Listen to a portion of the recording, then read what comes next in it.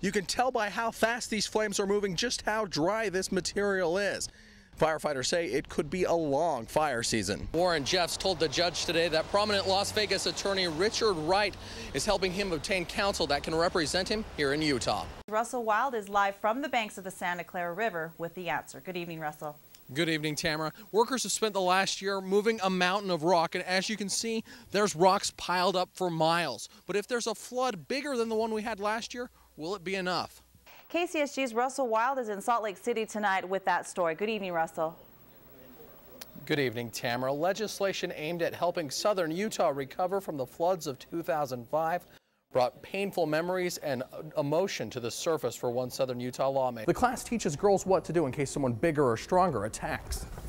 Then they know what to do to get away.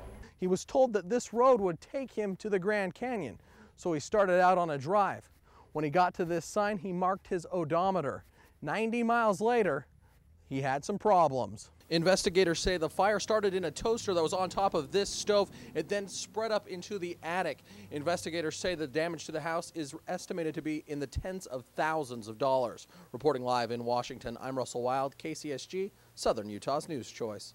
KCSG's Russell Wild was there and joins us from St. George. Security was a top concern, even though Warren Jeffs never left the Purgatory Correctional Facility. Today was Jeffs' first court appearance in Utah, and it was just a routine hearing.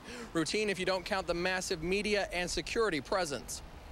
St. George SWAT officers armed with assault rifles patrolled the perimeter of the courthouse in a massive show of force. What we want to do is we want to identify anything suspicious that might occur on or around the courthouse grounds, any suspicious people. Inside, Jeffs appeared by closed-circuit television in front of Judge James L. Shoemate. Do you understand that, sir? Yes. Thank you, Mr. Jeffs. The polygamous prophet listened respectfully as the judge read the charges he is facing. Jeffs is charged with 2 first-degree felony counts of rape as an accomplice. If convicted, he could spend the rest of his life in prison. While this case moves forward, the Washington County Attorney's Office is continuing to investigate the possibility of additional charges against the once 10 most wanted fugitive. We bring charges when we have sufficient evidence and a reasonable likelihood of obtaining a conviction, and that's why we're moving forward on this case. There is nothing to say that we wouldn't bring other charges if sufficient evidence was developed to support a charge. The next step is a review hearing to address Jeffs' legal representation. A preliminary hearing is tentatively scheduled for Tuesday the 19th. The issue of bail will likely be addressed at that time. Whether that hearing actually goes forth or not will depend on Mr. Jeffs and his attorneys. And we will be prepared to go forward with our case as soon as it is scheduled. Warren Jeffs told the judge today that prominent Las Vegas attorney Richard Wright is helping him obtain counsel that can represent him here in Utah. All right, thanks, Russ. KCSG's Russell Wild just returned from the Grand Staircase. And Russell, what do paleontologists think they have? Tamara, it's a nearly complete ceratopsian skull. Think of it as a distant relative of a triceratops. Only scientists have never seen a horned dinosaur like this. It's thrilling, really, to know that no one's ever even seen an animal like this before in the past, so it's pretty exciting. These paleontologists have been spending every minute possible working on this find since the fossil was unearthed about 3 weeks ago. This sketch shows what the scientists are so excited about. Ceratopsians have big frills, and this one goes all the way around here, and it's got spikes on the edge of it there. Then you've got the vertebra, all the backbones going down there. Today they're preparing to move the massive skull. We're very excited to see this thing airlifted because most things that we find here are a little bit smaller and we have to carry them out on our backs. So when we see something go in a helicopter, that's very exciting for us. It's something far too big for us to think about carrying any other way. The landing zone for the operation, Grosvenor Arch on the Grand Staircase. A BLM crew prepares the helicopter for the lift.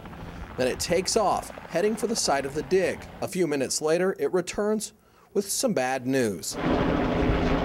This is paleontology, a lot of waiting, a lot of things can happen and go wrong, and it was just too heavy. The helicopter can only handle a load of about 1,500 pounds, and the new ceratopsian weighed just too much.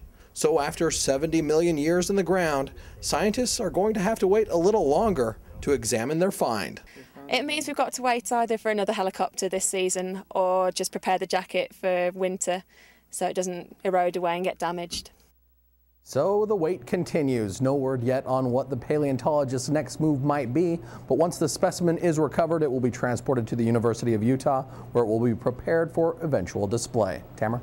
Thank you for that report, Russell. KCSG's Russell Wild was the first reporter on scene at the North Rim this morning. He joins us live with the latest. Good evening, Russell. Good evening, Apri. As of right now, all the visitors to the North Rim of the Grand Canyon have been evacuated, and that part of the national park is closed until further notice. A parade of cars carrying tourists is escorted out of the North Rim of the Grand Canyon. The warm fire has consumed over 50,000 acres, and park officials weren't taking any chances. They closed the North Rim and told close to 1,000 tourists and employees they had to get out. It was pretty wild. I've never seen anything like that in my life. It looked like winter. Most of the trees were taken down to pretty much nub. Lightning started this blaze close to 3 weeks ago. Fire managers decided to let it burn to clear out some of the deadfall. Winds shifted on us and it got into that area and kind of took off on us on Sunday. Firefighters spent the day firming up fire lines and providing protection to structures that are still threatened by this unpredictable fire. Kind of clearing just basically the brush, vegetation, clearing ladder fuels, raking up some needles just to get a good barrier, good buffer for if the fire should make it this way. For the people evacuated from the national park, the fire means a change of plans. Well, now I guess we have to wait for another couple years and we'll try it again.